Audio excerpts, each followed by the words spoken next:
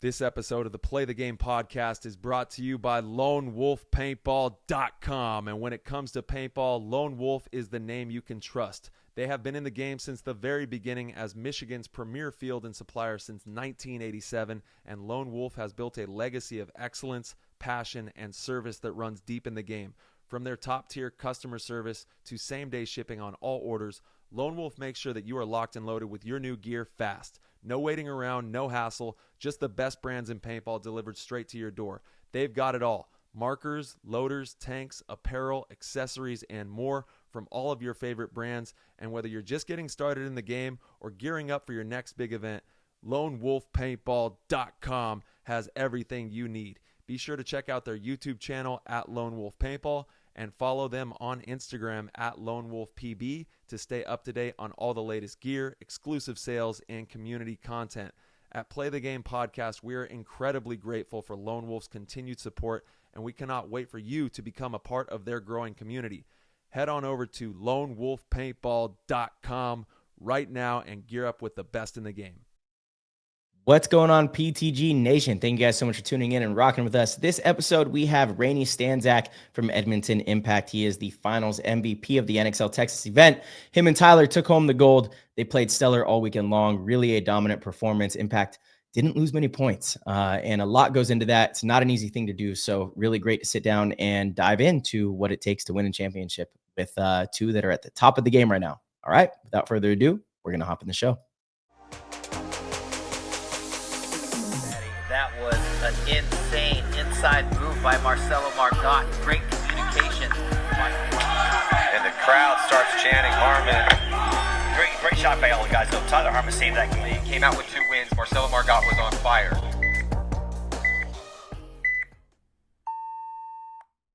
Welcome all to another amazing episode of PTG, episode number 309. We have nobody else except for the Rain Man himself in the house. What's up, Raney? How you doing? Good. How you guys doing, man? The champs, man. You guys are definitely doing better than I am this morning. But happy for you guys. You guys had a fucking epic weekend. Played really good paintball. Obviously, we're gonna dive into all of that, but yeah, really, this show is about you guys, man. How you guys feeling right now? And actually, Ty, I think I messed up. I think it's 308. Is it 308? Is it 309? Oh, it is 309. No, It's 308. 309. Oh, it is 309. Okay. Yeah. Yeah, I thought the graphic that was made was 308. God, that's a lot of episodes. It's a lot of episodes. We've been running it for a minute here. Yeah, it's Texas was fun, obviously. It was hot out there. The weather could have been way worse, though. Honestly, I was like, this is kind of nice for Texas. It didn't rain. And it was definitely a hot one, but we got some like cloud coverage here and there. And we had the lucky tree rolling out there for Impact. We were having all of our like meetings by this lucky tree. Zupa found a 4-leaf clover, first time in all of his years. So it was fun. Yeah. Zupa found a 4-leaf clover? Yes, and I captured it. That makes sense. That makes sense. Yeah. Things line up sometimes just like that. Yeah, man. Yeah, he was hyped. The weather for a Texas event was excellent. It was very hot, but I mean, Raney, and Tyler, you too, actually practicing out in Texas during the summer months with the heat. But these Florida practices have been brutal, like temperature wise, maybe a little slighter, like 92 instead of 95, but the humidity is ridiculous. So like, even though it was in the mid 90s, I was like, this isn't even bad, like this doesn't feel that bad. You can breathe. Yeah, the only thing I didn't get to experience was the turf that you guys are playing on. Like, I can't imagine that it's any cooler playing on turf in Florida than the grass and dirt. Oh, it's like 3 times as hot. So we practice on the turf Thursday, Friday, Saturday, and then on Sunday we go to the grass, and it's like 20 degrees cooler at least, The turf definitely radiates. It's just hot, it's humid, it's moist. Like, I was talking to Mouse about it after the layout practice. I'm like, man, like, it just didn't feel like we were super sharp, but I'm like, it's just so hard to be sharp in that weather. It's like, it's mind melting. Definitely draining. So no, Texas was great. Really refreshing to, not get rained out, not have a canceled event, take a little bit of heat. It is what it is. I thought the playing conditions were mostly good. The grass was pretty good. There's a few holes here and there, is what it is. I think the league did a good job of filling some of them and making sure that it was good by game time. But overall, I thought it was a really good event. Yeah, that grass was super nice. I don't even think I wore slider shorts, compression pants. knee pads. I wore 2 knee braces and board shorts and, paintball pants. Dude, the Ryan Moorhead effect is taking over. I was start video. Hey, Meta. Hey, Meta, start video. Raney is the meta man. Dude, even at our practices, right before we're about to start playing, like at the start box, it's like, hey, Meta, start video. Hey, Meta. I'd be in the middle of the point at practice, and I'd be saying it, Marcelo, and Brandon looked over and was like, Raney, focus on the game. And then, because I finally figured out how to get the voice. Like, I struggled with the voice. So at Sacramento, I mean, I don't recommend this, but I would lift my goggles up in the snake and press the button. Oh, my God. Put it back down. Because it'd be long points, but I was like, I'm about to go do something. Dude, I did not know that. Raney's like, hey, Meta, should I go to the brick right now? Hey, Meta, what are the odds? Yeah, what are the odds? Should I bunker Billy Bernacci? Yeah, if I would have worn these, the conspiracy theories would have and Trojan warned me. He's like, dude, if you wear those and you guys win, that's all people are going to say. So I was like, 100%. Yeah, you're right. You're right. But I tried to get other teams to wear them. But they got some hurdles they need to jump over. They just need to experiment with them. Like I wore them in Europe with Team USA. Yeah. And I honestly think you're at a disadvantage wearing them, but I get it. They just need you have to time have your phone in your pocket, right? You have to play with your phone. Yes and no. So if you're taking video, you don't need your phone. So you can give your phone to someone. If you're live streaming, you need your phone. Got it. Yeah. Got it. Which isn't the funnest to play with in your pocket. Yeah. Is there another type of device that you could wear if you wanted to live stream it? Like, is there something that the league could do? Because again, it's really cool. Like, if we can find a way to incorporate that camera into any of the other equipment, do you know? I don't know. I'm not tech savvy. And I know too, like, it would struggle with the live stream because like sometimes it's like Bluetooth your phone, so like the live didn't look as clean, and then sometimes like this would heat up. So. Got it. I'm not sure. Yeah. I'm sure there's a way, but not that I'm not tech savvy. Yeah. So I'm not saying that there's something coming, but there might be something coming from one of your favorite paintball companies that might incorporate the ability to live stream in paintball in the near future. So we could be seeing those types of capabilities come to life. And yeah, the glasses are amazing. Obviously, having them inside the mask kind of presses against your face a little bit when you're playing. Might be a little, taking some getting used to. But what it's capturing is spectacular, and it's way better than that bulky camera that obviously the guys used at the last ESPN event where, and God bless them, just doing what needs to be done for the show, putting those things on their masks at the last moment to make sure that we have the best content. But I think this is definitely a step forward, having these inside the goggle with the camera there. You can definitely tell when you're left-handed or right-handed, kind of skews the vision a little bit, but overall just an amazing capture of what's going on. Yeah, I talked with a couple companies about like putting them in different spots and where you want to put them. Yeah. Ooh, it's already done. Yeah, battery's low, but now it's playing music. See, this is the issue. Is like, dude, I'd be in the middle of a point and it just starts talking. Then it's just like, it sounds like you're playing paintball. You need to use terminology and best strategy and determine your advantage point before you attack your opponents. Would you like to know more? No way. Dude, Tyler Tierney, he's like, if you would like to have a diversion, would you like to use a flashbang or a smoke grenade? Like, dude, it's given all these really recommendations, and I'm like trying to play. I'm like, dude, please shut up. Please shut up. That's great. But I think that's fun. Like what people are talking about where to put them is like, I think these are very successful and good looking because it's close to the eye. So like if it's in the gun, it's here, here. It tricks it. Like the human brain can pick it up. It's just like when you see an AI photo. You can tell it looks too good. And people were like complaining about a glare or something, but it's like because there's the glare, because the audio is skewed because of the goggles, it like makes it really feel like you're in, you're in the game, Yeah. And I after watching a couple of videos of other people wearing this, it's like, to me, it's the light bulb that went off. And the analogy I kept giving people is poker has all these different forms, no limit hold'em, Omaha, which is 4 cards, stud, Raz, high-low, which is, essentially there's like 3-man, 5-man, 7-man, 10-man, cap paint, uncapped. It doesn't matter the format of poker or paintball. It's still the same thing. Poker blew up when they had the whole card camera.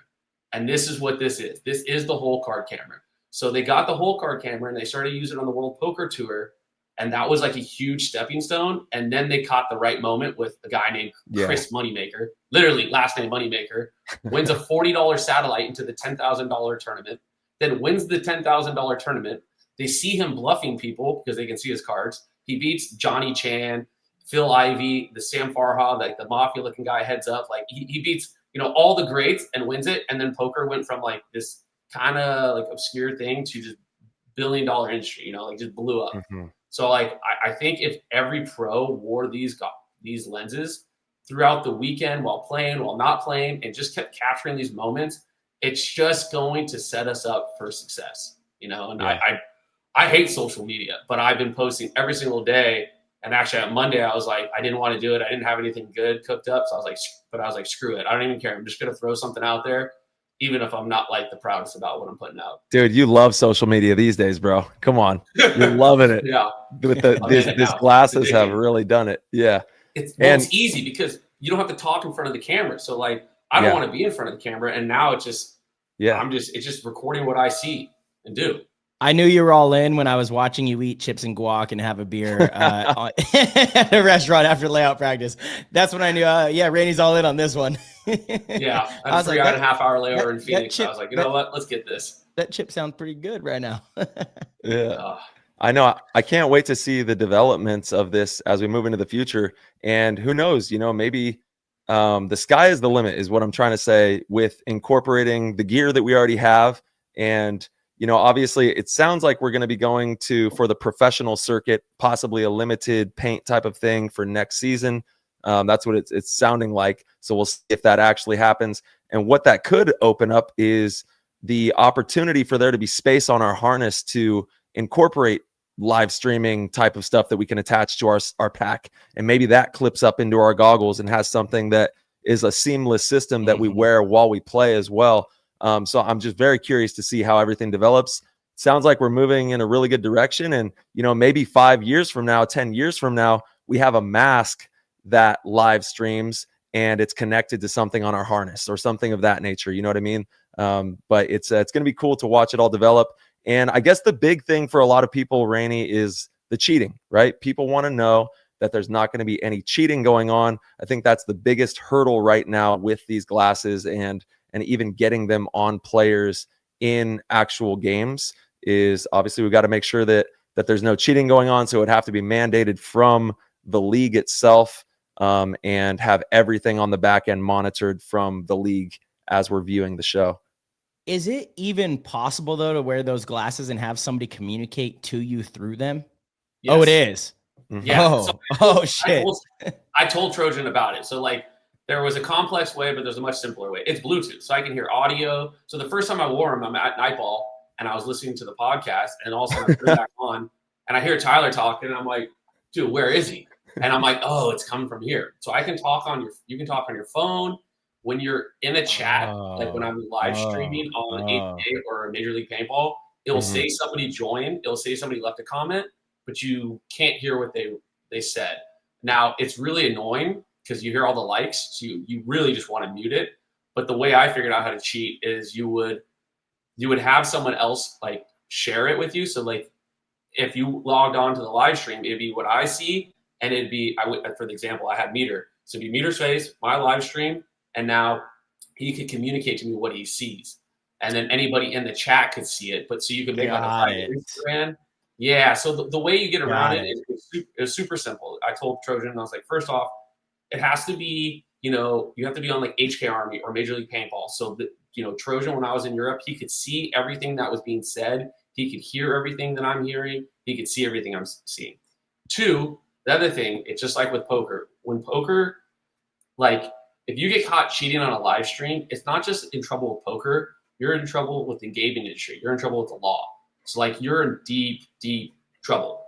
So I told Trojan, it just has to be a zero tolerance policy. If somebody gets caught, you're banned. You're just outright banned. Totally. You can't. So I was like, you got to give it to people like yourselves who have leg in the game. Who there's no real, incentive to cheat. And honestly, that's what I was kind of explaining to them. I was like, look, like we're playing for $8,000. I get it. We want to win, so it's more than the money. And there is some risk, but we're just not good. Like some of us aren't going to do it to cheat. You know, it's just not worth it to ruin. You know, I mean, what we built for 20 years, man. Yeah. At least, At you know. least, So it's like we've all won a bunch of tournaments. So I'm like, man, I'm not going to cheat. But I was like, cool, I won't wear them. But give it to, you know, do some test runs with some games on Saturday where the teams aren't going on the cut. You know, they're like, hey, this game is inconsequential, or maybe this team's already eliminated. Like I actually suggested leverage. I was like, why don't you give it to leverage? They're struggling. Put it in their last game of the day and give it to one of their guys. Put it on Major League Paintball. And I was like, and you know, just so you can get over some of the hurdles of the problems that we don't know that are going to exist. And sure enough, that game was the game of games. You know, and that would have been entertaining. Just not even the field play, but just to see. Like I went and watched that again, just to watch how they talk to each other in the pit after they won. Like imagine having that captured. Yeah. And like that is a priceless Gold. moment on camera. Yeah. And honestly, that's what this thing is so powerful about these is it's not even the game footage. It's like the quality of film, the quality of audio of like the stuff you capture is just overcompensates for the $300. Like you got to spend the money to get these things. Damn. Yeah, so those are, which ones do you have there? Those are the Ray-Ban Metas? These are the Ray-Bans. They're just like the base model. They're 320. I popped the lens out. Yeah, they're lensless. Yeah, they didn't work well with the clears. Double reflection. Yeah. Yes. Well, the fogging. It was the fogging at Nightball and the fogging at whatever. And then there's another pair of the Oakleys who Sean Sacedo from Arsenal's wearing, and they were a little stiffer. And then there's another one who's like, I think it's like Roki or something, and they have like a heads-up display of like distance if you're putting in like GPS. And Meta is coming out with another pair that are going to be 800, that are going to be longer battery, you know, better camera, better audio, has a heads-up display. And actually, that's a good thing if we put these in goggles. Put these in goggles, like, I mean, everything is in this tiny little, you know, everything's in here. The charger's here. This is here. So goggles are way bigger, and you can build things in. The other thing you want to do is when you're wearing the goggles, like I have the HK Skull goggles, which are a little bulky, but because they're bigger, these lenses fit in them flawlessly. So I don't really notice them. Like I think at the end of the day, I wore them for like six hours at practice, and then I had like a little mark from wearing glasses, but they truly weren't that bad. But I know some other goggles, it's a struggle to put them on underneath. Dude, you get that mark just from wearing glasses normally. Like every time I take my glasses off, I still got the, you know, you got the mark there. But is there any way to turn off the audio so it's just capturing and not able to feed info? Yeah, so I turned down the volume on my phone, and then I can't hear any of the lights. I every once in a while, very slightly, hear a Meta saying something, but it's almost impossible. Like you do not want to play. Go now. Yeah. Go now. Go now. Well, there's a delay too. So like everything that you're seeing on the live stream is like at least 6 or 7 seconds. So like that's not how you'd want to cheat. Yeah, no, of course. Interesting. Yeah, and also it is.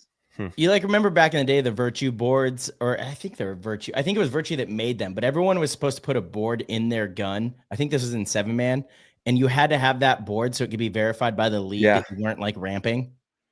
Remember that, Raney? Yes. Yeah. Like you kept track how many balls you shot. Everything. Yeah. So like I don't know. I mean, you would imagine that they could have something like that where if it was a league controlled thing in the pro division, it would be really beneficial. And yeah, it's a ton of great content. But even if the league doesn't make it part of the Go Sports or Major League Paintball Plus stream, it's still a very cool thing for creators like yourself and other pro players to do because it's captivating, you know. And again, if we're getting eyes on paintball through social media and through these different avenues, that's still going to translate well.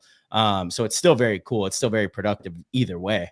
Well, my suggestion was like, okay, so, you know, HK Army, GI, play the game. Everybody can now be like, look, I'm going to, for this event, I'm going to donate. I'm going to give the league $1,000, $2,000, whatever it is. I'm going to give you my meta glasses, and I'm going to choose which player this match gets to wear them, and they get the live stream on their platform.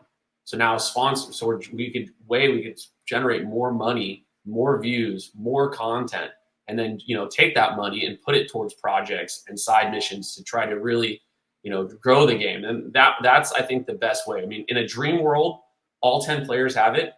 You have our security camera, which is watching the game, you know, with everybody commentating, a couple zip lines, and somebody viewing could just click in between all of them, you know. They can control what they watch. If they only, follow Tyler Harmon's story, they could just watch Tyler, how he interacts, how he talks, what's going on. Like, you don't really have to understand the game of paintball.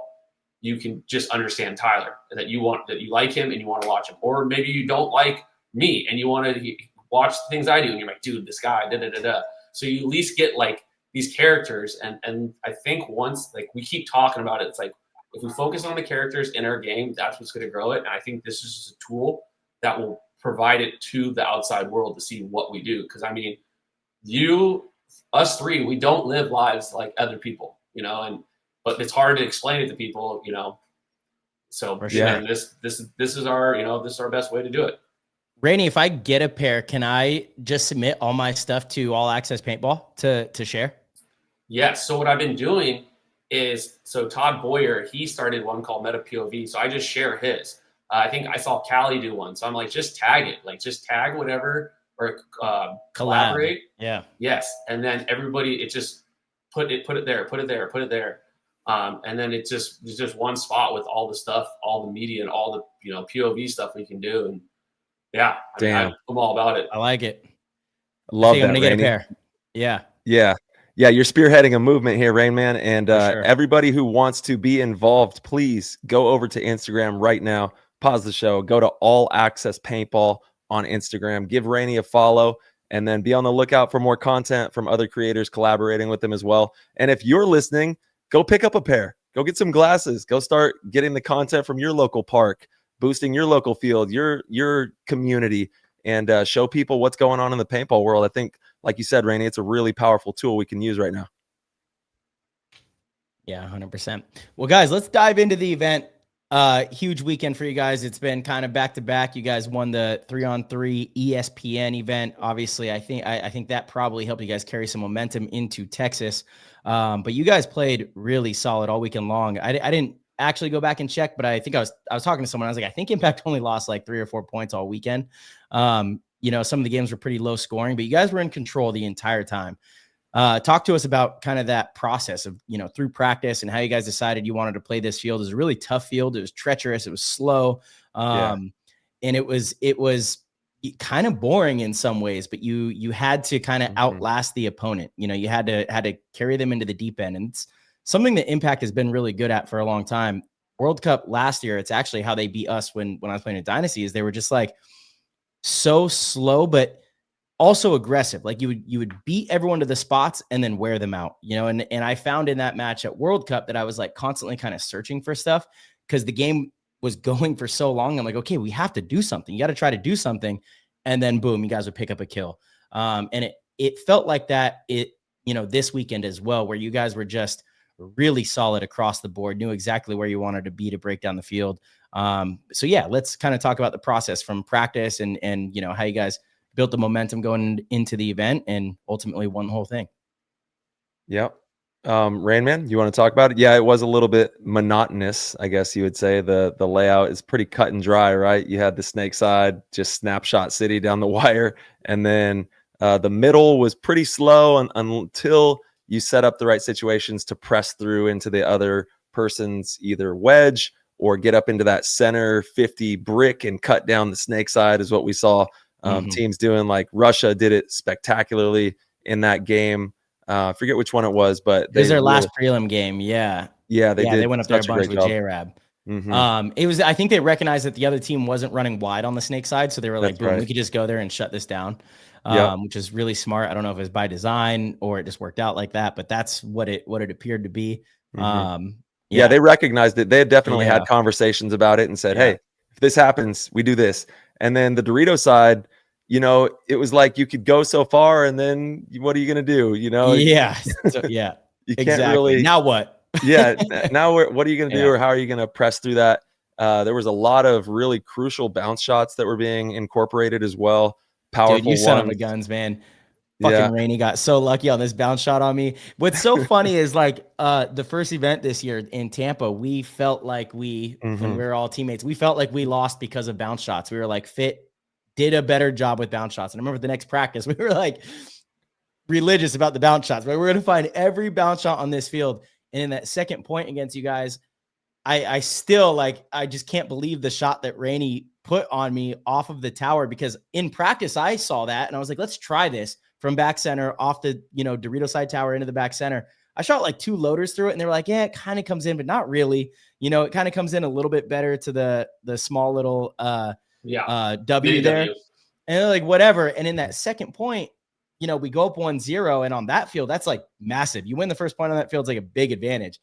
And then that second point, we also get a kill. So it's a 54 and we're feeling great. I'm cutting down the Dorito side and I see this ball and I still like, it's a nightmare seeing this ball hit that bunker, and the way it flew into me and hit me in the goggles, I looked at the ref in such disbelief with a big old goggle hit. Like, are you going to call me out on that? That was unfair. It's not even fair. Like that shouldn't have happened. I'm out. But yeah, bounce shots were definitely a thing. There was a ton of them on this field. Raney sniped me on one of them. I got shot. So I was playing that mini W a lot at practice, and I was like, dude, this thing's a fortress. You can't get through it. Pam, Tyler Panilio, he's like, hey, if you bounce it off the tower, I think we lost T. If you bounce it off the tower, you can shoot it into that mini W. So I was like, okay, so like I gotta like kind of deviate between the home, the mini W, the snake can to just slow down the Doritos, right? Like the snake can have disadvantages because the home could go right into it. The snake corner could kind of do it, but had bounce shots. The home was great, but it's direct gunfights. The mini W was, you couldn't really gunfight him. So you would start in the home, then go to the mini W when he got to the big wedge on the Dorito, and then he couldn't fight you. So you had these layers. But I'm playing at one point, and I'm shooting there against, who was it against? Is C-Dog? No, NYX. And maybe it was C-Dogs. I can't remember. I think it was NYX the first day. I don't. It was the first day out because we were sharing a pit with you guys when it happened. I remember watching it happen, and I heard you come into the pit, and you were like, you told Dave like how it came off, and I'm like, okay, yeah, noted. So I'm playing the tower, like I'm playing, and nobody's shooting the tower, and like you would expect it to come this way. So I keep rolling off. I'm like repositioning, and all of a sudden this ball just comes over, lands on the inside part of my tank, goes ding, and every piece of paint just breaks on my tank, and I'm like. It made a noise. The refs, it made a loud noise, but I'm like, I didn't want to get out. I was like, dude, this is bullshit. I didn't get shot. I didn't want to get out either. It was on my goggles. I wasn't even trying to do it. So I get out, and I'm like, all right. I walked off. It hurt. And so when we were playing you guys, we go down a body, and I was like, man, we need a kill. I need to get out. So I'm rapping, and I was shooting the tower low into what we call the Buffalo, the mini W, and then I was just going up and down, spraying it, and I just see the ref go. And I didn't know who we killed. I just knew I got someone. I was like, oh, my God. I wasn't even in that bunker, though, that he was trying to do it to. That's the frustrating part. I was like, and the way, I wish I was wearing the damn meta glasses because I saw the ball come in, and it was ridiculous. It was like a fucking knuckleball in baseball. It took 14 different passes to get to me. Straight in the goggles. And I was like, dude, that's not a thing. It would have been funny if I had the glasses on. It would have been funny. It would have been so. That's the content that I want. So I was telling Sean Sado, I was like, what would be great is if Shorty gets into the snake and it shows him, and then it cuts back to me and I get in the snake. Then it shows him battling, then me battling, and then him bunkering me or I'm bunkering him. So it's like it would have been nice to show me shooting this bounce shot, and you're like, oh, that's so far away, and then it cuts to you and you just see the ball go, poof. Yeah, for sure. No, I like it offers so much context to what's happening on the field, like to be able to show this first person is massive. It'll really explain to the viewers like what's happening, what's being seen, why players are making moves. Like, God, I wish I could have first person of you in the finals making that sweet move on Billy. You get out to the corner and then you dive into the snake. Like I would love to see and even hear like your breathing and how loud you are, or try not to be like crawling right up to him while they had someone in the center looking over that zone, and you just like slithered right by him, bunker Billy. I mean, that like from a first person perspective would have been pretty epic. Seeing it on Go Sports, it's cool, but seeing it from your perspective there would have been so sick. You definitely hear the audio of the breathing, and it sounds like I'm like, man, I sound out of shape. But like it's just your heart's going. Here's what it is, yeah. And you hear the paint shaking in your loader, and you hear it all, and it's so awesome, and like. Sometimes I will go back, like sometimes I'll record something on the field and then talk about it in the pit, and then I can kind of like put those together. and then it like makes sense. Right. You know, it's Yeah. not just the footage playing, but yeah, that move on Billy was kind of yeah. Go ahead. Kind of like what? I was gonna say we were up 2-0. It felt like we were up way more than that, and, probably because we didn't win that second point in the first half. Yeah. But at one point in that, I was in the home and I'm like curled up, and I'm getting shot from the 50 Dorito, and Archie's over the top, and Billy's in there. I'm like, yep, I'm gonna lose. We're gonna lose this point. And then I think Nick shoots Archie, and he tells me, and then I'm like, all right, screw it. And I just somehow make it to the corner. Colt happens not to see me, and then I slither down the snake, post on Billy, and I hadn't played the snake the best, so I was really trying to like focus on it. And like Tyler was telling me like, hey, you need to play here, you need to back up off this. JC's like, because JC and Tyler, like me and Nick kind of had a joke where we just let like JC and Tyler are gonna go do their thing over there and just fight and kill everyone, and me and Nick were like this. You know, we just had the zones. And I hear people, you know, I hear refs or I hear them yelling out kills, and I got to go back and watch how many ridiculous shots Tyler made. But all I heard was Ricky, Lucy. I'm like, man, who's killing everybody? Because I'm just sitting in here shooting my chain gun.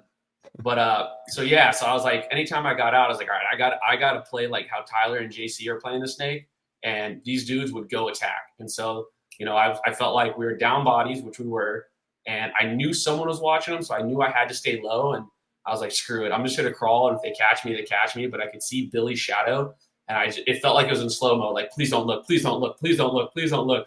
And I got my gun around, and then popped up, and I like had a feeling someone was there, so I kind of just half looked, and Colt barely missed me. I barely peeked, and I laid down prone, and I see a body die, and then like I popped up, and everybody's dead. And I think they full scented, and Nick and B just chopped them up coming at him. Yeah, no, that was just a really high IQ move. And like you said, you had a little bit of fuck it in you. And before the show, we were talking about this. Like, I swear that's when all the great moves happen, is when you're just like, whatever, you know, you just kind of roll the dice. And Tyler, to give you your flowers too, man. Yeah, you like that snake was such a difficult snake to win gunfights from, because you couldn't see straight down the line. You had to play in a really awkward position. You had to kind of expose yourself down the tape.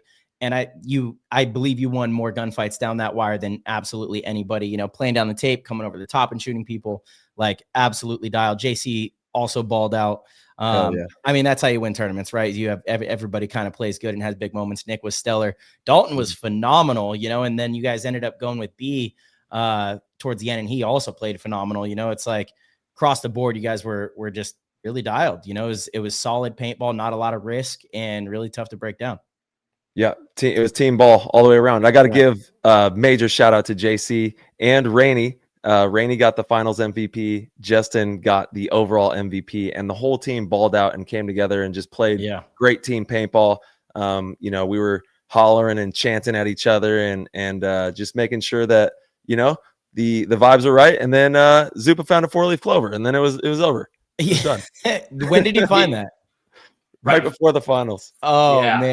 I mean, couldn't be better. That's crazy. That's so great.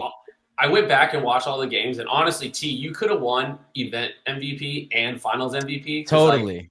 Like, you connected on so many shots. Like you took Archie out. You would shoot, like you caught Marcelo one time out from the Buffalo out of the home. Like you made so many ridiculously good shots.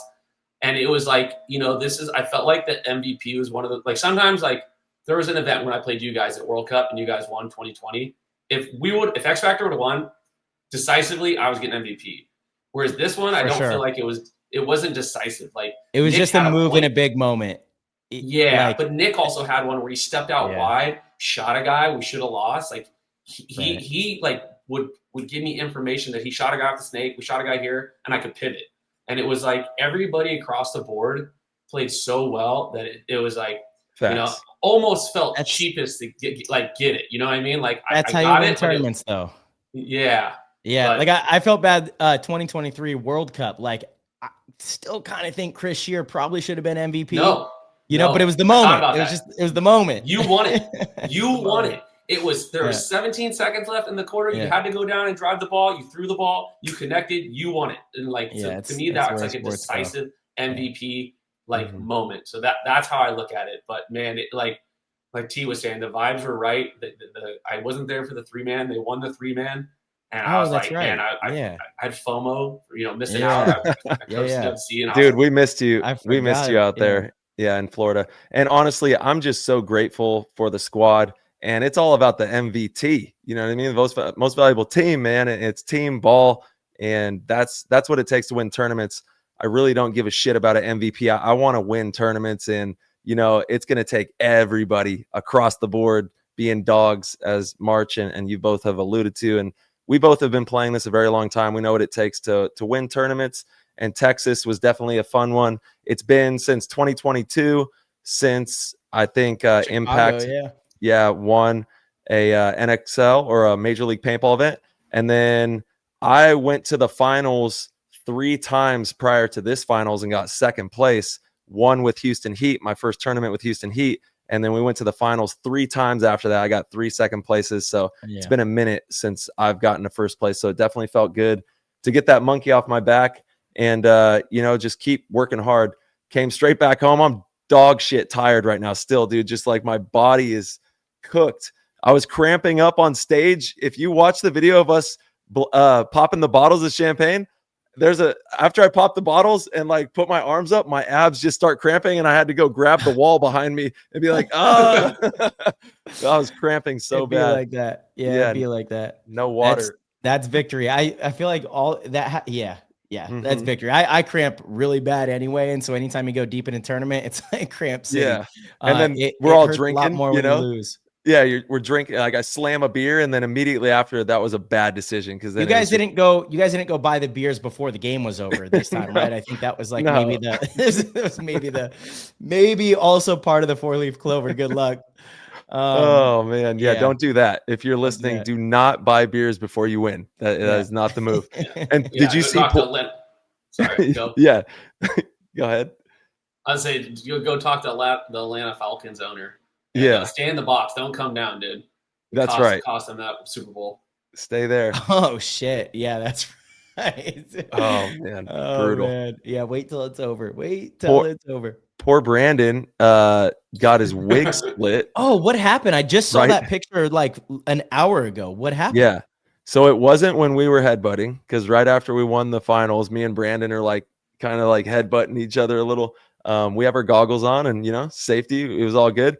But young Dalton comes flying out of the pits with a beer, shaking it up, and accidentally smacks Brandon in the forehead and gashes his head. Hold on. I'm not going to show the picture to Brandon. That's fucked up. I'm not going to do my dog like that and put his picture on the show like that. He posted it. Did he? He posted a picture of the stitches? No, the stitches. No, just of the blood. He had to go get stitches that night and miss his flight. No. Yes. So he's got like 5 stitches in his head, looking like Frankenstein right now. And I think he's going to a wedding this weekend. Poor B, dude. Yes, it doesn't matter, dude. Those are the best stitches he's ever gotten. It's gonna be the best wedding ever. Like after you win, it just doesn't matter. It doesn't matter what happens. It's all part of it. And poor guy, man. I'm sure he's smiling. Damn, that's crazy. Damn, Dalton. Dalton. Of course. That's what he's like. Dalton's like, that's what you get for taking my spot. Yeah, exactly. Exactly. See if you do that again. Oh man, wild.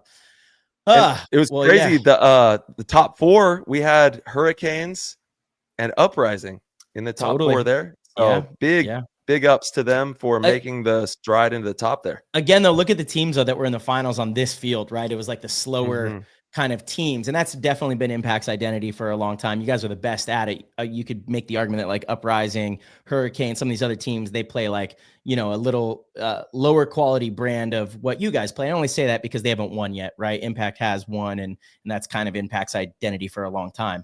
Not to say that you play slow always and you don't attack. It's a very controlled game, and this field really required that. I do want to talk about that a little bit too, because I think that we need to make some pretty big changes in the league as far as speeding up the game.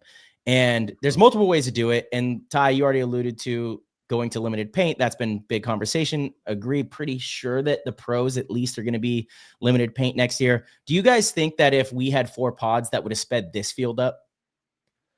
I mean, yeah, because you wouldn't be able to sit on that cross from the Utah hammering that cut on the snake with 11 pods. Tyler's talking about the can on the Dorito side.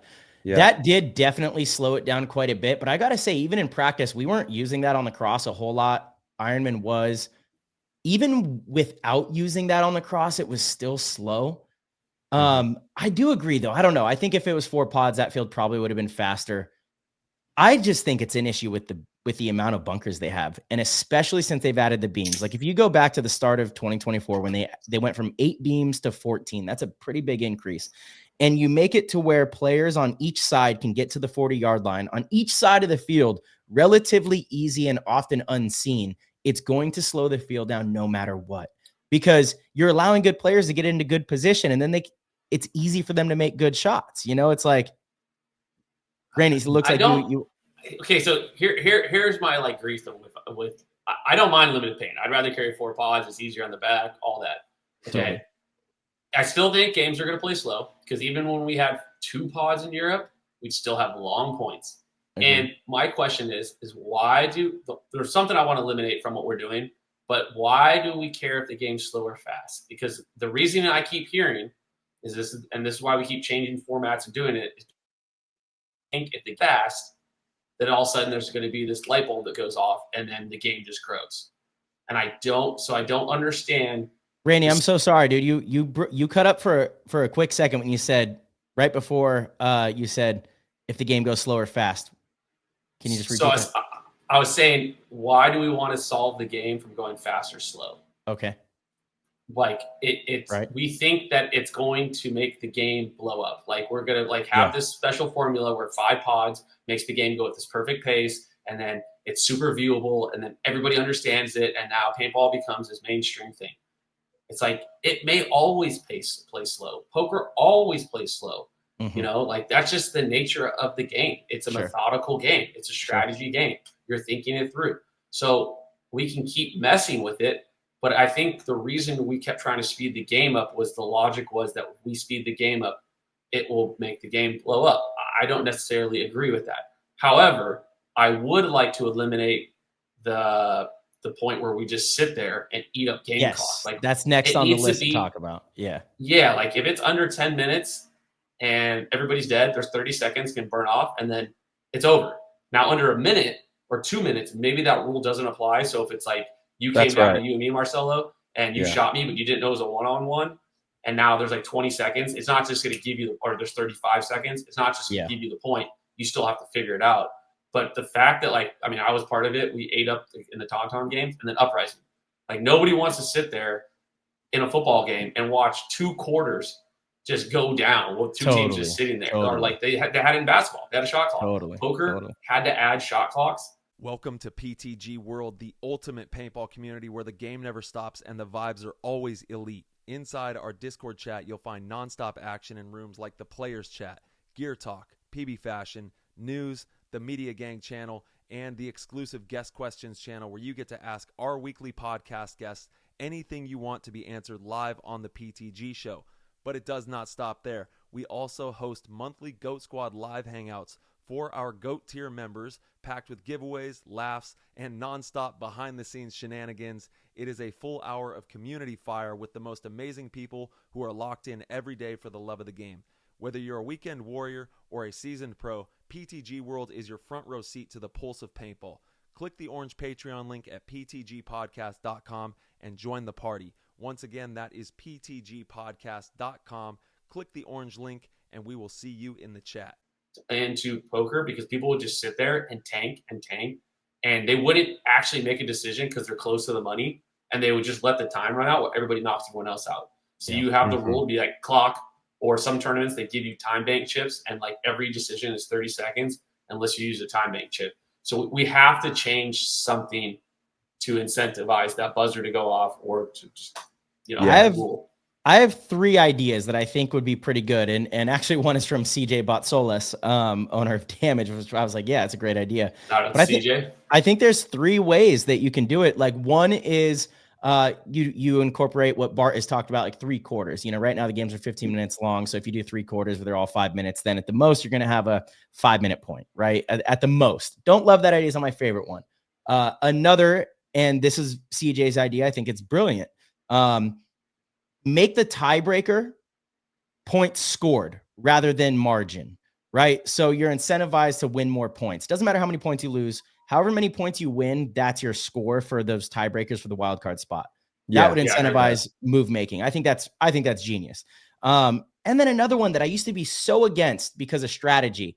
As soon as the fifth body is eliminated from a team, a 30-second clock comes on, and that's it. You have 30 seconds to hit the buzzer. Now, I used to hate that because, like, say you're up a point. Say I'm up a point against you guys, and it's me versus you two.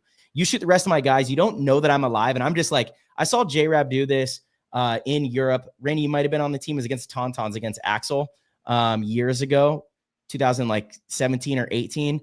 Axel didn't realize that someone was alive, and Jared was like just hiding in a corner. I think it was a 1-on-2, and he shot someone quickly. And like, as the chaos happened, Axel didn't know someone was alive. And it ended up being like I don't remember. Again, this was so long ago. It ended up being like a 4 or 5 minute point because Axel's like, God, I just don't think that we saw J-Rab get off the field, but no one's even playing me, you know?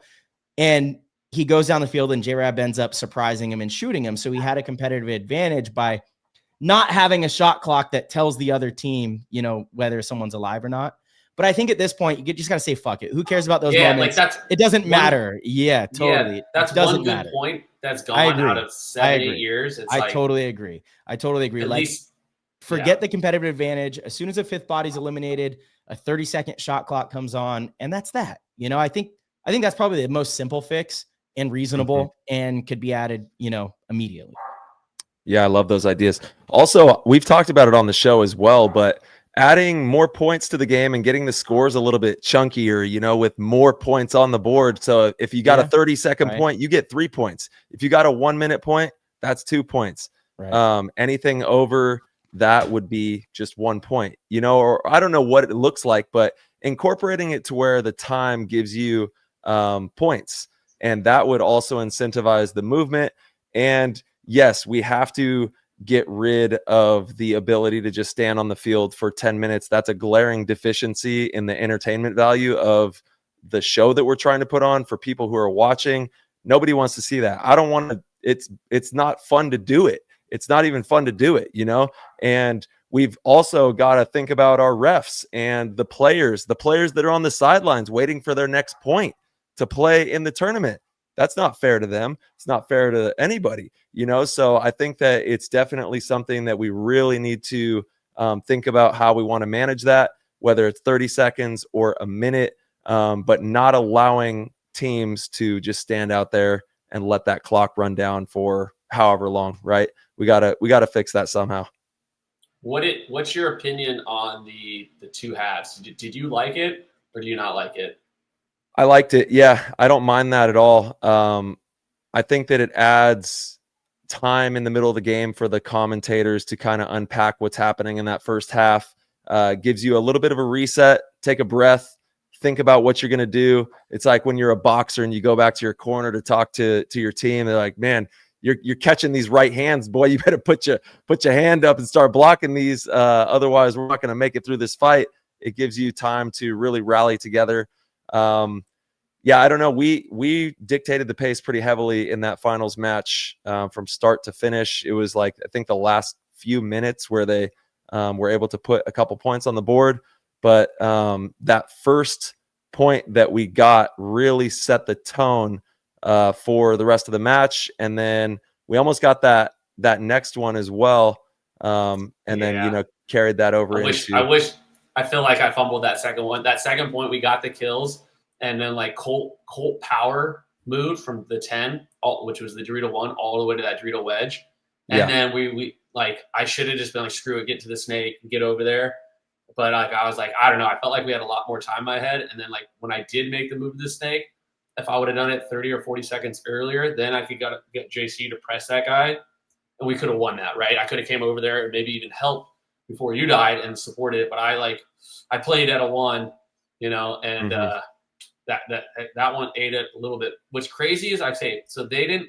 One of the points were going out there, and this is why it's funny, Marcel. I came to the pit one after like I think our 4th or 5th point, and I was like, I need one, right? My gun was having issues. I'm like, it's hot, and Tyler's like, if I'm out there, you get your ass out there. And I'm like, all right, man, all right, I'm going back out there. I don't care. But one of the points, my loader didn't work, right? So like, or something happened, and it wasn't like equipment. It was because it was too much paint. So like, I took the loader off, and it's still spinning, and then I put the loader back on, but there's like a bunch of paint. So when I jammed the loader down, I jam paint and break it. So I break paint in the breech, and then the bolt wouldn't click. And then Dude, this guy's running out to the field. We got 10 seconds, and he's like, "My gun's toast." I'm like, "What do you mean your gun's toast?" He's like, "Toast." He's just, dude, it wouldn't click. It would just. I was like, "Oh my So I God." take the loader off. I turn the air off. Turn the gun. Take this off. There's paint in there. I'm like, dude, I'm doing all these things, and I'm like half walking to the start gate doing it. I get it up. I hear 10 seconds. I get it together. I'm like, and it works. And I'm like, literally. Crap. 3 seconds, and this guy starts ripping his gun. I'm like, okay. Real quick. Hey, we've talked about that on the show for a long time. Players need to figure out and learn how to assess what's wrong with their equipment and get it up quick. Like that's something I pride myself in. If something goes wrong with my gun mid-game, I usually identify what it is and get it back up really fast. If you can't get I watch divisional players, their gun will go down. They're out the whole point. And I'm like, dude, it was your loader. Like just take the top off your loader, empty it out. There was a fat ball in there. You're fixed, but they're just, they hit it. They talk to it. They hit it again, try to shoot. Doesn't work. They hit it again. They figure it out, Yes. So the crazy thing is when I'm walking to the gate, I was like in my head, I was like, man, I shouldn't be doing this here while I'm walking, but I want to get it going. None of the X Factor guys even looked at me or saw that I had my loader under my arm with my barrel off. And I went back and watched it. If I see that the back center guy doesn't have his loader on, there's paint coming out of this thing, I'm like, dude, I don't care which side we're running on both sides. Maybe he gets this is a great tactic. I'm going to do that next time. I'm going to have my loader off, but it actually works. I'm going to be like, oh, my gun's not working. Yeah, but you could tell there's a difference. Maybe you got to sell it. But dude, you could look at that thing and be like, no. And I think the first... Right before the point starts, hey, my gun's not working. Call a timeout. Call a timeout. Oh, it's under 10. Yeah. Shit. Yeah. 6 or 7 balls. I used to do that as a kid. And I get, my friends would criticize me. I'd tell, I was the worst. And I'd say, hey, my gun's broken. My gun's broken. And then they'd sneak up on me and I'd pop up and shoot them. Like, you can't do that. And I'm like, I just did. And I used to feel bad about it. But I'm like, no, I just outbeat you. I just do better. That's real funny. See, that's PTG right there. You playing the game. Free game on PTG right now. Yeah. Damn. Yeah, that was a funny moment, Raney. You were walking by the sidelines. You're like, Dave, I'm going to need one. I said, the hell you are. Get your ass on the field. You ain't taking a break.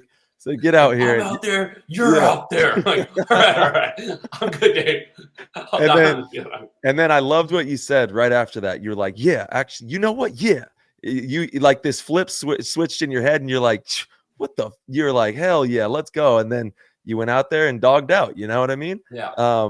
But dude, at the very end, my body is a crazy machine, the metabolism, the whole thing. And I drink insane amounts of water, electrolytes, I do everything under the sun, eating watermelon and bananas, everything, the fiber, I got magnesium, I got everything you can think of to stay hydrated. And the last point or the point before the last one, I broke out. My foot slid on the line and I got called for out of bounds. And when that, right after that happened, I dove in and I get up to start playing and the ref's like, player, get out. And my legs were just like, I was like a baby. I was like, oh my God, cramp. And there was I think there was only a minute left and we pretty much had it in the bag, but man, it was a grueling tournament. It was fun though, Totally. Yeah. And actually you guys only had to play 3 games that day too, which leading into World Cup. It's such a massive advantage to be in that top 8 or the top 4 actually, to where you're guaranteed the quarterfinals. Some of the other teams have to play so many games. But you're right. Dude, I think it's impossible to stay hydrated at paintball because it's not like anything else. You're covered in equipment and it's scorching hot outside. Leaking. Yeah. You're leaking, the whole time. I think you need IVs after every game. If we get to that level, that will be something that is a thing to where you're just constantly receiving IVs. Cause I struggle with that too, with hydration. It's the main thing that I focus on because it's the one thing that can hold you back, and it's totally, it seems like no matter what I do, if you go deep in a tournament, you're cramping, there's issues. And then afterwards, you're whatever way you go to celebrate, your body locks up, your abs lock up. You try to grab the champagne or the beer and hands lock up. Like, dude, it's brutal. But those are the signs. Those are the signs of, you know, just what it takes to Success, man. get it done. It's a great feeling. Yeah. What did you guys do Sunday night? I think you guys all fly home. Did you hang out? Yeah, we all packed up, and I think we hung out for, you know, an hour or two after, and then hopped on our planes and back to reality. Nice. Got home 12:30, 1 o'clock. My body woke me up at 6:30 on the dot, and geez, it was brutal. Dude, Yeah. Tesla. I know. Dude, here's the worst part, Marcellus. I sold cover calls You told like me. 2 days before Elon decided to buy $1 billion worth of it and just juice the stock. And they created this $1 trillion incentive plan over. He could make $1 trillion over 10 years or something like that. And then I had $400 cover calls, so I had to roll those up. So every day I'm like, I got to wake up at 6:30 and see what this thing is doing, because I may have to roll it up again, which it's fine, whatever. Like, it's good, but it's just like I can't take my eye off it for more than 2-3 minutes. Luckily, I bought a new phone for the Meta glasses because I was burning through my gigs. I need the terabyte, so I bought a new phone. It works well, and I have the alert set up. So anytime it jumps above certain price points, my phone just ding, ding, ding, ding, ding, ding, ding. Yeah. But yeah, Nice. 5 hours of sleep. That was fun. Brutal. Now he's heavily invested into Pikachus, and he's about to sell some OG Pikachus. They're outpacing his stocks right now. Dude, I bought these things. I bought these things for like $170, $180, and then I was like talking to Tyler about him, and he's like a wizard on all this stuff. He's like, dude, they're going for like $500-$600 right now. I'm like, no, they're still going for like $200. He's like, no. And I pull up on eBay, and they're just every day $600, $700, $500, and then one of them sold for $1,700. But I think it's like, you know, market manipulation, trying to get the prices up. Yeah. But I'm like, I'm tempted. I may sell one or two. Yeah. How's also, our Fernando Tatis Jr. doing? Or are we? Dude, he got hot right now, dude. He's been hitting. So he's been hitting home runs now. He had like a little bit of a slump, but still doing well. Like his WAR, which is like the main statistic that like players, you know, determine your success, is really high, because he this year has caught 4 balls that have been like over the fence. They're out. They're a home run, and he just keeps going up and stealing it. And I showed Tyler it. I was like, dude, look at this. This guy just stole a home run. And then 2 nights later, he did it again. And then like the next week, he did it again. He like literally runs up the wall, jumps up, grabs the ball, and steals it. And so like the Padres made some trades. And so like it really comes down to, you know, if they can get in the postseason. Yeah, they got to make it hot. Yeah. Love that. Do you think it's still worth what we got it for? Yes, they're still going for that price. They're not like it hasn't dropped lower than that. Nice. You know, I think I saw one right after we did that. It was going for like a little bit more. And I think in the beginning of the year, I saw like one go for a little bit higher. So he cooled off, so then people don't put him up. But it's hard to gauge those cards because it's only like 55 of those. So you have to just look at like the trend on all his cards. Yeah. Mm-hmm. Yeah, that's the great thing about, you know, Gengar and Charizard. They don't blow their ACLs out. They don't, you know, sprain an ankle. Them boys just keep cooking. And actually, there's a new set with all the like the main set characters that's dropping here in a couple months. Is going pretty crazy right now. The market on Pokemon stuff has like tripled in like the last 6 months to a year. It's been pretty crazy what's been going on with that. And me and Max have been going crazy. Like every time I can get a pack. Actually, shout out to PTG fam. I got to give a major shout out because my boy hooked it up with some cards for Max, young Doc. Was it Doc Holiday? Doc Holiday or Holidray? Yeah, you're right. Yeah, that's exactly. Yep. Doc hooked it up, and it was his 40th birthday out there at the tournament. So happy birthday! He wanted to just give me the cards to give to Max, and I was like, no way, dude. And I gave him one of my ESPN winning jerseys and a headband. So we did like a little trade there, and Max is stoked. So it's been a lot of fun, you know, father-son little bonding, and get points as a dad, bringing home some Pokemon cards for sure. Dude, he had to fight us off. We were trying to rip him open. We're like, dude, let's open these things. Dude, what are we doing here? We're sitting there just being DGen, scratching away at scratchers. All the scratchers are gone, and he's got a box of Pokemon cards. I'm like, dude, let's open those. Let's see what's in them. JC was frothing, dude. JC was like, come on, bro, what's up? Let's go. And then, I actually thank you so much, Doc. You're the man. One of those Halloween packs, I actually kept one to give to Max and Theo, and then gave one to Dalton so that he could share them with his boys as well. So he definitely made some families very happy with that, brother. You're the man. Yeah, that's Dude, amazing. this guy Marcelo, Tyler is like showing me these drops on Pokemon, and he's like, dude, it's so hard to get this and da-da-da-da. So like one day he's like, it's on right now. You got to get on the site. So I get on the site and literally sat on my phone in this queue for an hour and a half in my car, like trying to get this drop, and didn't get anything out of it. But I was like, he got me into it. I'm like, all right, I don't care. I'll buy these things. Another thing for Raney to degen. Yeah, exactly. Yeah. It's there's people in the chat who so there was this crazy insane drop. You can only get this pack online and it has a special stamp on it, yada yada. They're really hard to find. You buy them for like $60. As soon as you buy it, it's worth $250 or $300 right on the secondary market. They're that hard to get a hold of. But like 40,000 units got stolen by these bots. This was like a couple weeks ago. So people in the like Discord chat are like, can I go to the bathroom? They're like, they're just joking. Like, I have to go to work. They've been sitting there for weeks or just playing like they have, but it's been a pretty funny thing. And I sadly have dragged Raney into it. So he's held captive now. He's in it. Yeah. Nice. Well, Pikachu to the moon, man. Pikachu to the moon. Let's go. Gengar. What's up, fam? 100%. Let's get it. Well, shit, fellas. We have a ton of Discord questions for Raney. What do you think? Should we hop into those? Yeah, we do. Rain, the people showed out. Oh, I was going to say too. I just want to give so it was cool before we played in the finals. Whenever all the guys are by the tree hanging out, and then I was like, I like to go walk around at the pit, and just kind of stay active and just kind of watch people playing. And the kid I recommended for Team USA, Marcelo, he guested with newbies who've gotten third, second, and second. Which and kid? Coupled in this kid I tried to get him on Team USA, but he didn't go to the tryouts or whatever.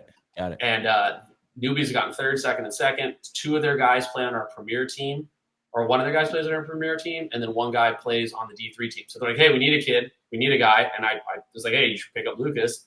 Picked up Lucas. They go out there and win their first event, and you get finals MVP. So Damn, like, that's dope. Yes, and Hinman's team, Collision, they were in the same pit, and they won.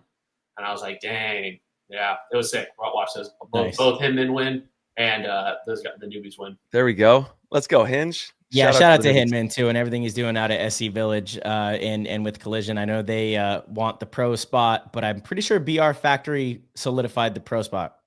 There's still ways. Like I know Hinman was like, hey, no, there's ways. So. I looked at it. I did the mathematics the other day when they posted. They say he basically locked it up. Like if Hinman wins it and they get 6, like if BR drops the ball, which they haven't dropped it all year. 6? I think they have to like not make Sunday.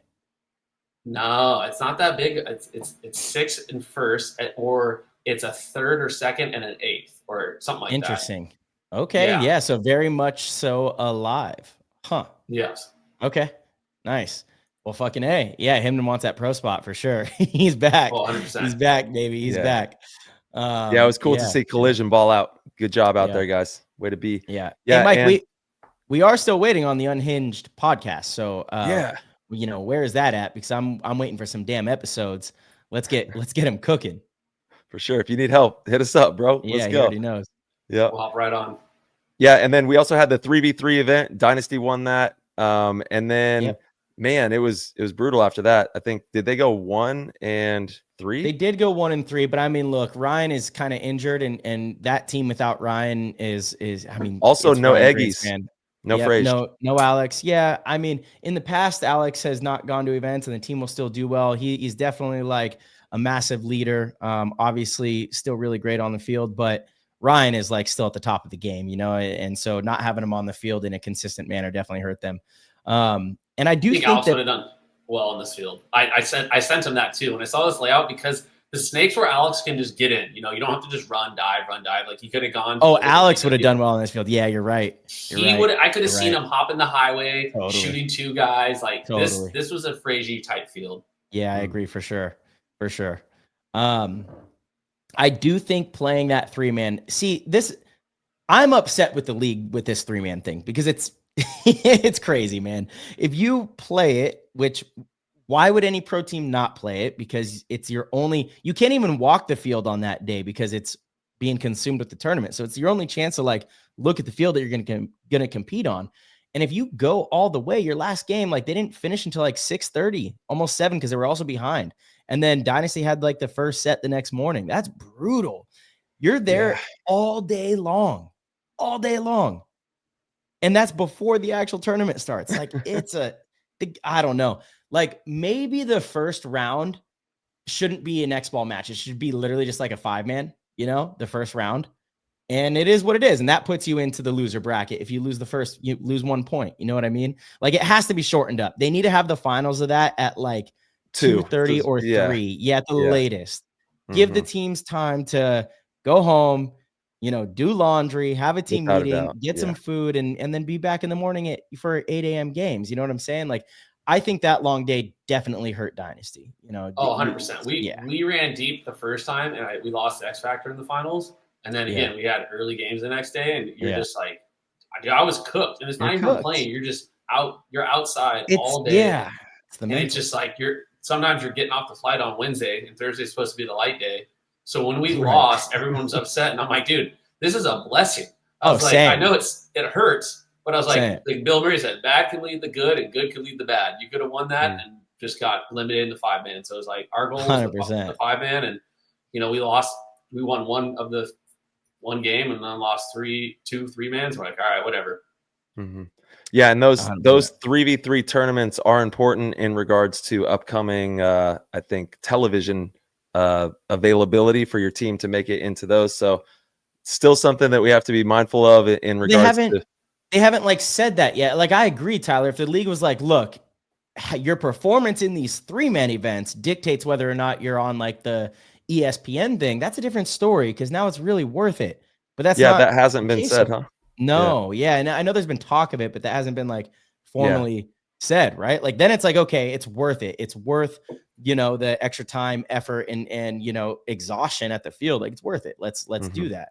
But to my understanding, they're still gonna take like whatever the top 4 teams are in the series, of the 5-man. So I think, minor tweaks. Again, there's a lot going on right now. I think even like Brett and Mike are doing a phenomenal job. All the things surrounding Major League Paintball as far as media and like it is already leveled up in its professionalism and the promotions and things that are going on. So it is really cool. I just, there's some things with the 3-man that I think, would make it a little more enticing, or I don't know if fair is the right word, but reasonable, to compete in a full tournament the day before the actual tournament that really matters.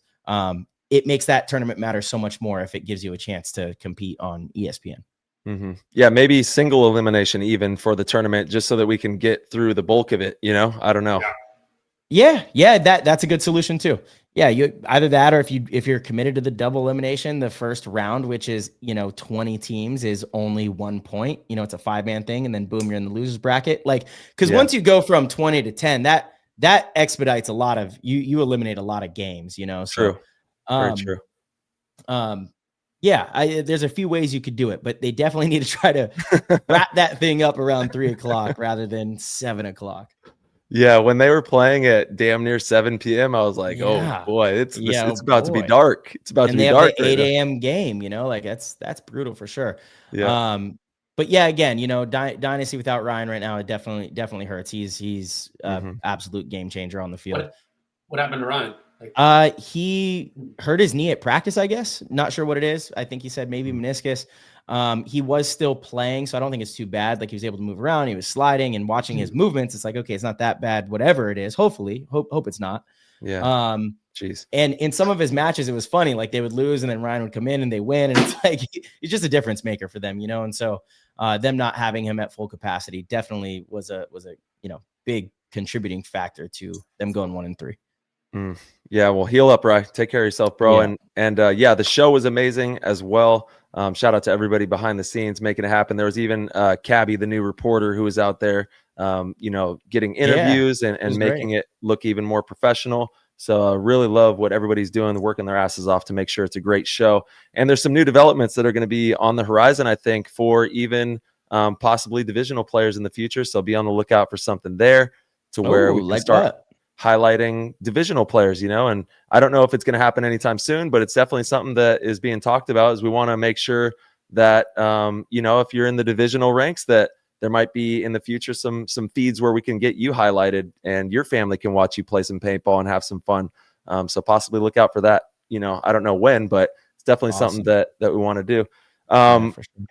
Yeah, and then I got to give love to Dave Baines, coach of the event. Way to be, baby. Honorable mention, obviously, was Zane and Bart in the trenches all weekend long, going ham in the pits, making sure we got all the info dialed in. Yeah, man, it was a fun weekend, and now it's over, and you reset and you keep moving. On to the next. That's right. Leave it in the past. Yeah. That's something that, as we get older in this game, again, all three of us here have been pro 20 plus years, something like that. And it's like, win or lose, it's always on to the next. You can't dwell on the losses for too long, and you can't celebrate the wins for too long, because people forget, and it's on to the next. It's good to appreciate both. But yeah, definitely all eyes on World Cup. That's right. Yeah. All right. I've got a question from Ricky H for Raney. You've been part of Impact through highs and lows. What does it mean to you personally to be back in the winner's circle with this squad?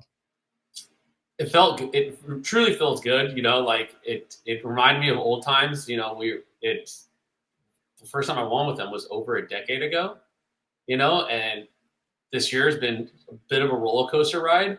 And you almost have that again.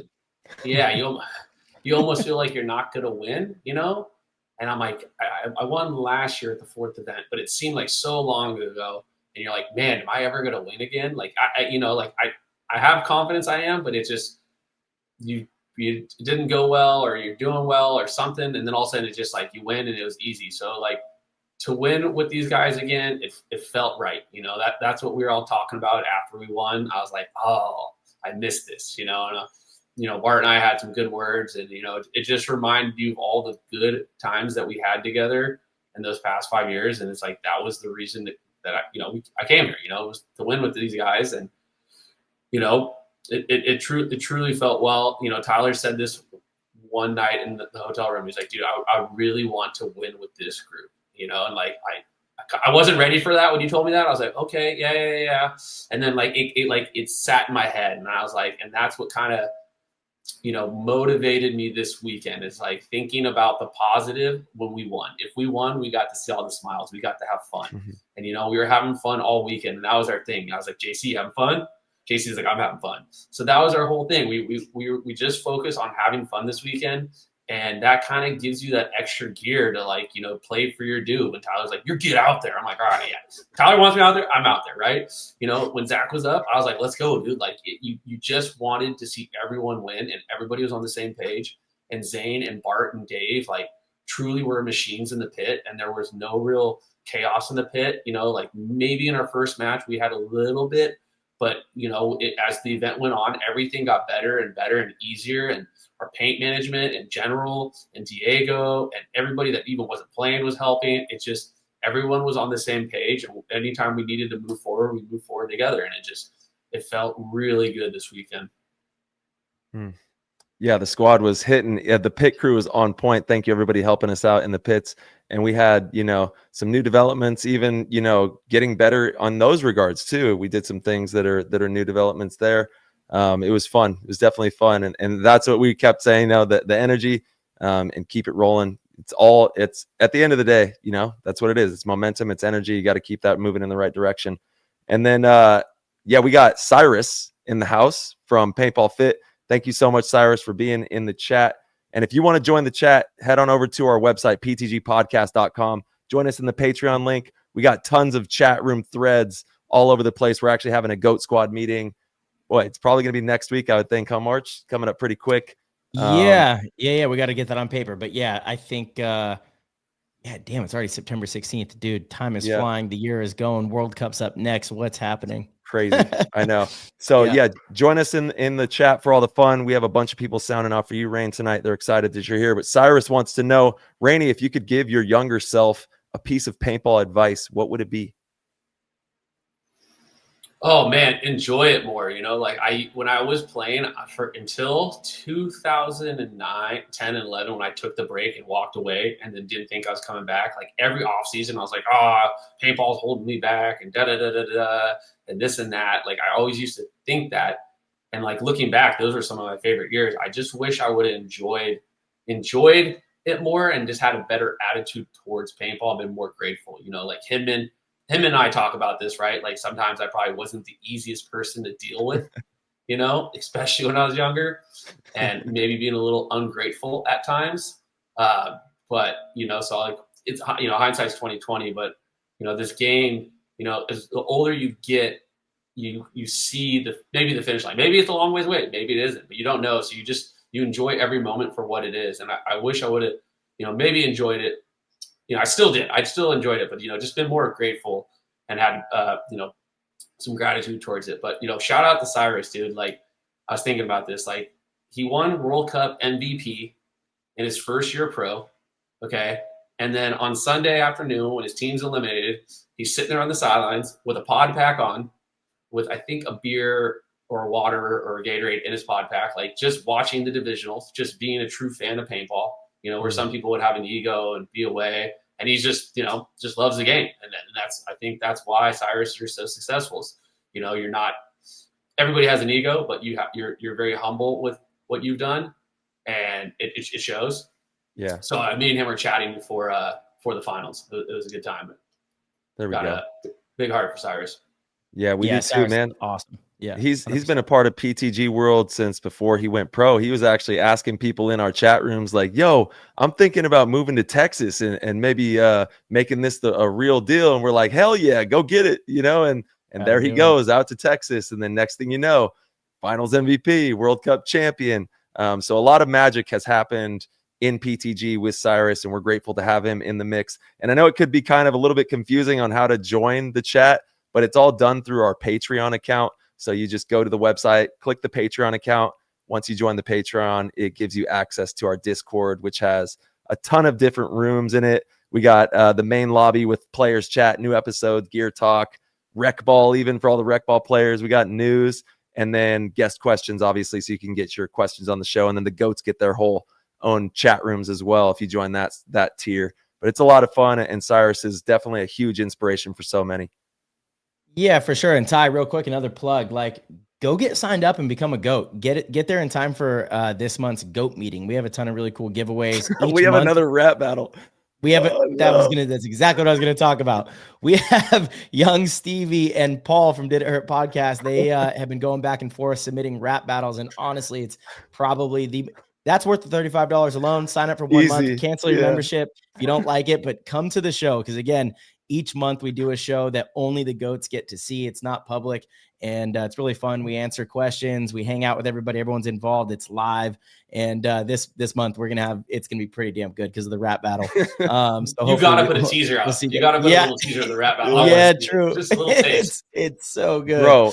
They've been going, and it's all for the love of the show and the community, and they're having fun with it. But these guys are going at each other's necks. They're having, it's been a multi-year battle. Yeah. Their first rap battle was like a year and a half, 2 years ago, and then like we just revived it. So this is great. Yeah, it's been fun. All right. Verbal, he always wants to know your favorite food and favorite place to eat it, but we've asked you that. So he says, if you could have any victory meal after a big win, what would it be? Well, normally I'd go sushi, but last weekend when we were like, I think they're like, where do you want to eat for your birthday? It was like Friday was my birthday. Shout out to all the guys. They like felt so special when they brought me a birthday cake. Oh yeah, your cake. Yeah, dude, that was awesome. Like, dude, that was so sick. That made me feel so good, But there was this place that Dalton found in San Antonio, that taco burrito place. Went to two nights in a row. They made the best guac. They made their own tortillas right there. They had 4 different types. They had, cilantro one, a cheese one. They had steak. Dude, this place was the chips, everything was so good. And that's what I wanted. So yeah, if on Sunday, if we could have gone there and time traveled or, teleported to San Antonio, that's where I would have gone. I don't know the name of the place, but it was Yeah, damn. I wish I remember the name because it was so damn good. And I'm deprived. Like, please, if you're in Arizona and you know of a top tier Mexican joint that I can go get some good Mexican food at, send it my way. I have found like one place that's 15 minutes away that has some decent asada, but it has been a struggle out here. Coming from California, you know, we have the taco trucks every corner and it's a whole different world out there. And I might have to go into the depths of Phoenix maybe to find that good stuff. That's probably where it's at. Marcel, this place would legit give San Diego a run. Like, I'm no joke. It was That's so big. good. That's big words. It's the chips and guac, and I'm not a queso fan, and I found myself just sitting there and eating queso and queso and queso, and I'm like, dude, if this place was near me, oh man, I'd be in trouble. Dangerous. There's a really good taco shop like right down the street from my place, and it's one of the only things open. So when I get home super late, if I ever have flights that land at like 11 or later, you know, you're not getting good food, you know, like unless you have something already cooked at home. So sometimes I'll go through and oh man, it's one of the better ones in San Diego. It's amazing.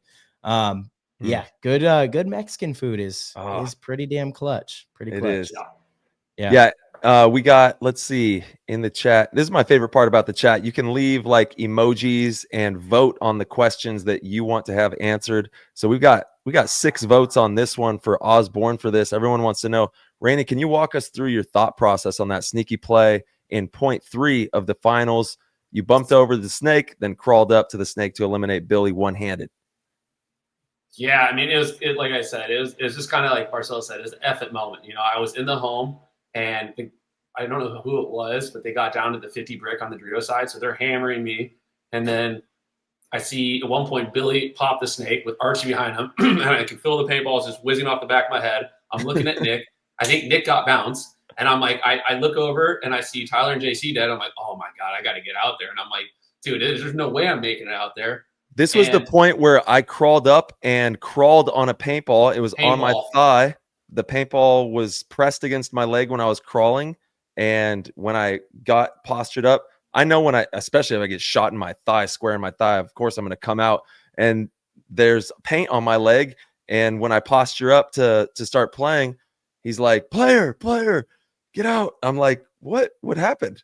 And yeah, I got pulled out on some paint on my leg there. I'm not saying that I've never cheated before. I'd be lying to say I've never cheated in paintball before. I mean, come on, what are we talking about? But I know when I get shot and I'm not cheating. I'm just not going to do that. You know what I mean? I'm not cheating like that. Or at least we'll be honest afterwards. Like if I cheat, I'm like, I cheated there. Yeah, you know. But but maybe that bad thing led to good. Like maybe true. They fight you and then they come bunker you and then they don't let me fill out. But man. All of a sudden it seemed like during that, like the chaos stopped for a second. And I think because Nick clutched up and shot Archie out of the snake one. Yeah. And then I looked up and it was just that, you know, the instinct. You don't really think it through. You're just like, screw it. I'm going to fill the corner, go for the corner. If I get stuck in the can, that's the same thing as being in the home. I just use my speed, go to the corner. I got in the corner. I could sense nobody knew I made the fill. Do you say use my speed? What? I said, did you just say use my speed? I mean, Raney, like, you know, you and I, speed's not our strong I got some suit. speed. Dude, go ask the teams I coach. We get to the end of the day and they're like, I was like, you want to race? The thing is, I don't want to use my legs. speed. You might. Yes. And I don't ever really have to run fast. I usually just kind of sneak around, but every once in a while you gotta use it. A few times step on the afterburners. You hit the NOS button real quick. Hit the NOS button, which is maybe still not fast, but I made it out there. I sneak in there, and then I could sense nobody's shooting my bunker. There's no screaming. There's no yelling. I immediately know I got to get to the wire. Like I said, Tyler was talking about, you know, making sure you're far out on that side, and I knew I could sense somebody was watching Billy. And in my head, I was thinking somebody was down the corner. So I knew I had to go around low. And I was like, all right, the sketchiest parts would be going from snake 1 to snake 2. If I can get to that, I think I can get around because that Dorito can, like, they're not going to be shooting over the top. They're in press it mode and they're not in hold mode. So I was like, okay, I'm going to get through it.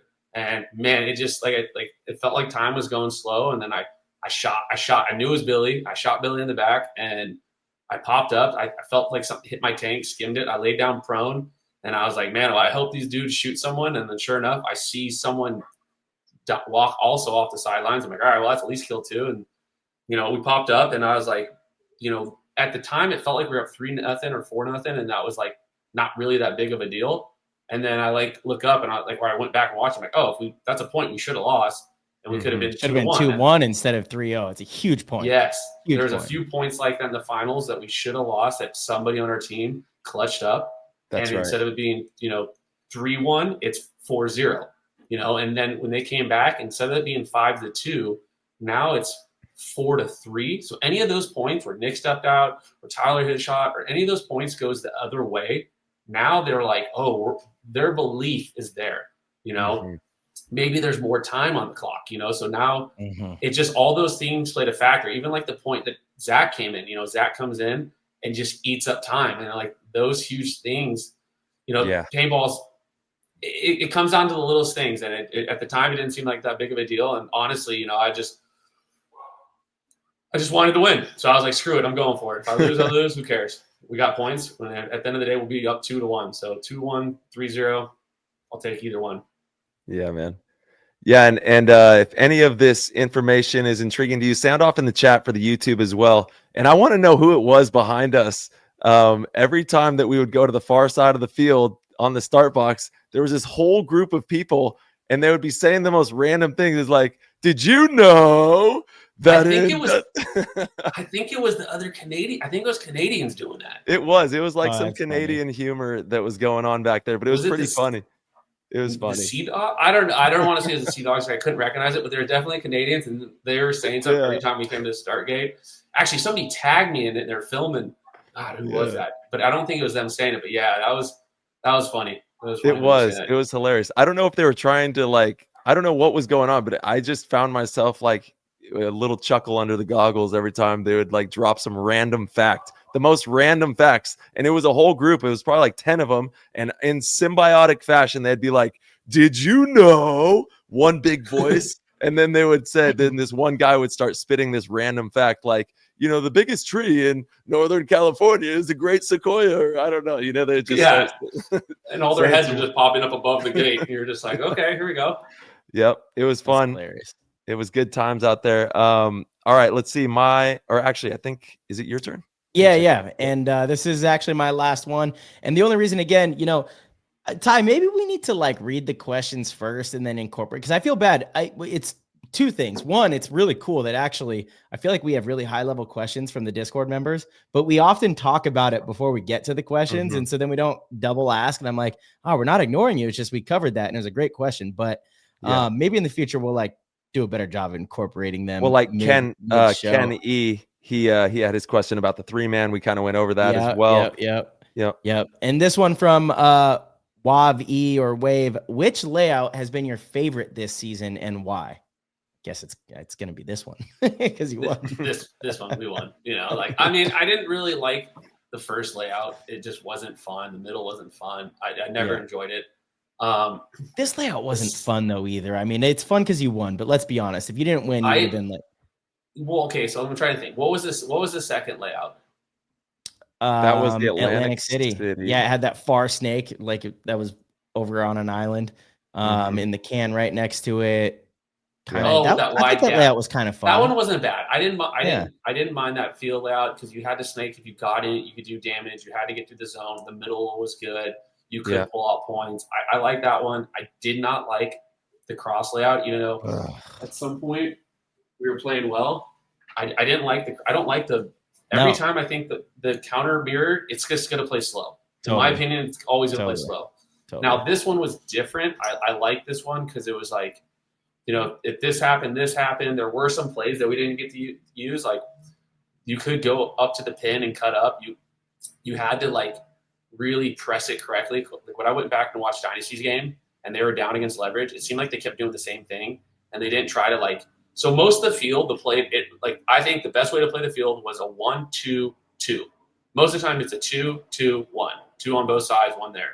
But I think it was best as 2 guys holding across, 2 guys pressing on the snake, and sometimes helping the Dorito, and then the Dorito guy as an island flipping and flopping. But sometimes at practice we would do, a 2 press Dorito, right? Get to that inner 30 Dorito, shoot cross, somebody play cross on the snake, and then the Dorito guy play heads up and not have to worry about holding. So you could go different ways. And like, we didn't really have to utilize any of those breakouts. I think in the 3-man, we needed a quick one. And I ran up to that Godzilla big monster, brick thing on the Dorito side, slapped in between it and used the pin, sit over the top. So there were more diverse layouts. I saw X Factor do it at practice where they would make these quick double bumps on the Dorito side. And that's how you had to push. You had to get 2 guys stacked up, double teaming people, and 1 guy holding. So you could load up one side. So I like that. Whereas the last layout, it played slow for us, but it seemed like you couldn't really do much. I don't know.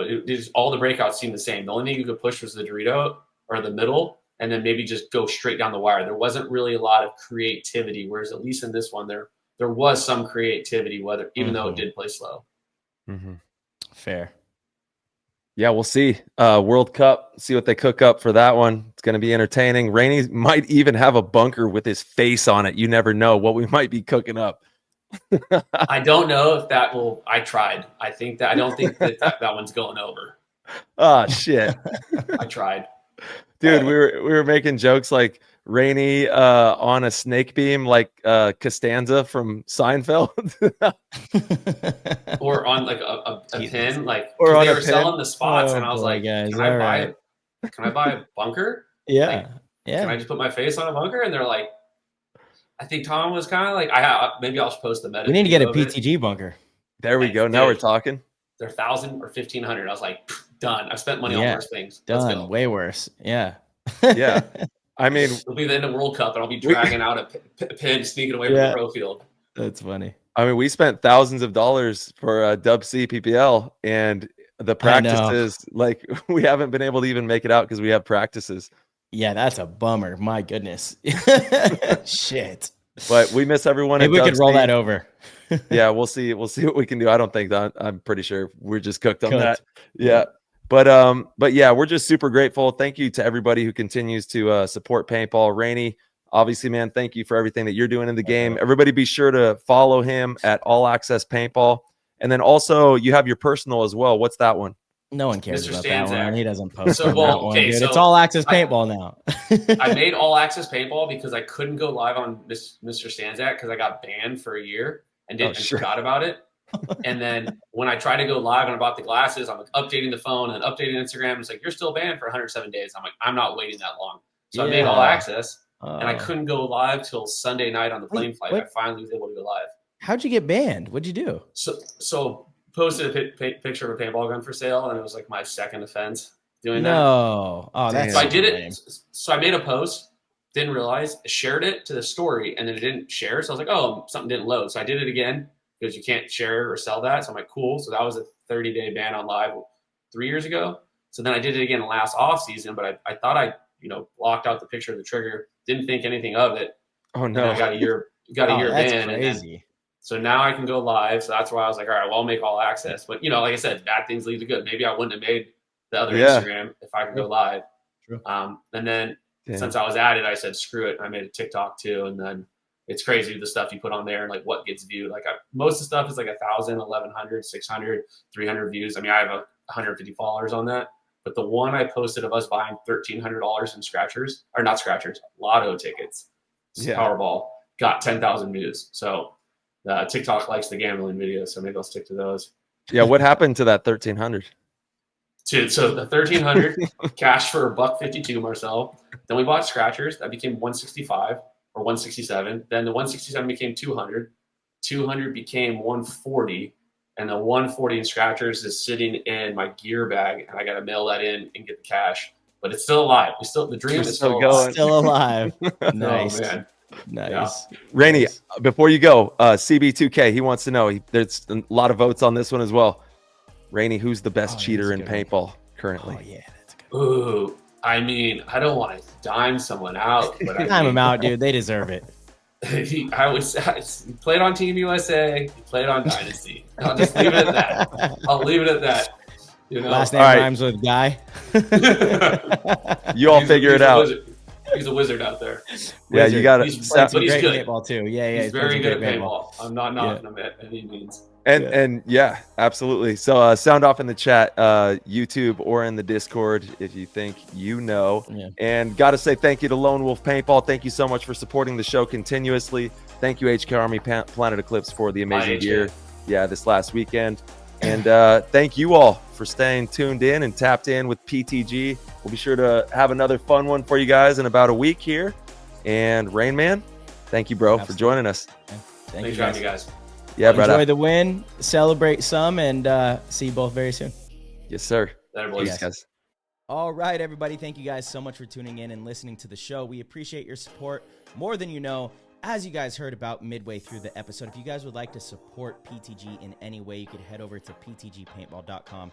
You could click the orange Patreon link and sign up at any level and get access to our Discord. The Discord is one of the most phenomenal communities in the game of paintball. We have so many different channels in there. It's great for learning. It's great for connecting, finding teams, selling equipment, whatever it is you want to do in there. We truly have it all, and we hope to see you in there. So again, head over to ptgpaintball.com, click the orange Patreon link, and we will see you in there.